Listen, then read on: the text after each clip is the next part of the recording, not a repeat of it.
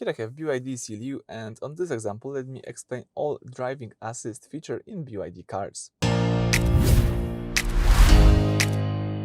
So at the very beginning, let's start by using the home screen. Let's find here and select the settings, as you can see right here.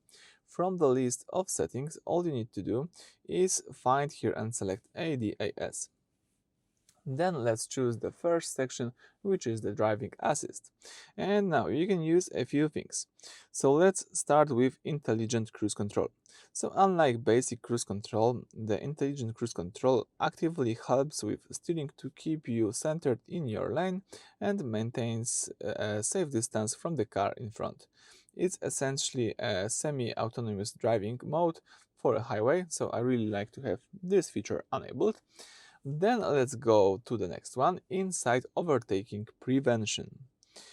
So this is a smart safety guard. If the car detects you are about to pass a slower vehicle on the inside lane, it will limit your speed to prevent an illegal or unsafe undertaking maneuver. You can enable this feature just by using this switcher.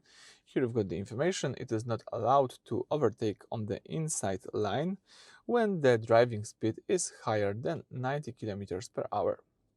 If you would like to turn it on, let's just tap OK.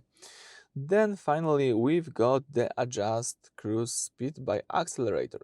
If you are using cruise control and you manually speed up to overtake someone, once you reach your desired speed, the car will automatically update the cruise setting to the new speed. It makes adjusting your pace much more intuitive. So that's it for this video. I just explained all driving assist, so you can check out those information right here in this video. So thank you for watching. Please subscribe to our channel and leave thumbs up.